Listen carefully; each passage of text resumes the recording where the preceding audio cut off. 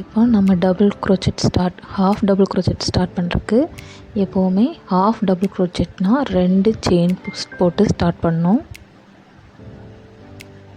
அதுக்கப்புறம் நெக்ஸ்ட்டு ஸ்டிச்சிலேருந்து என்ன பண்ணுறோன்னா, நீடிலில் ஒரு டைம் த்ரெட்டை சுற்றிட்டு அடுத்த ஸ்டிச்சில் நீடில் விட்டு த்ரெட்டை எடுத்து இப்போ பார்த்திங்கன்னா 3 லூப் வந்து நீடில் இருக்கும்.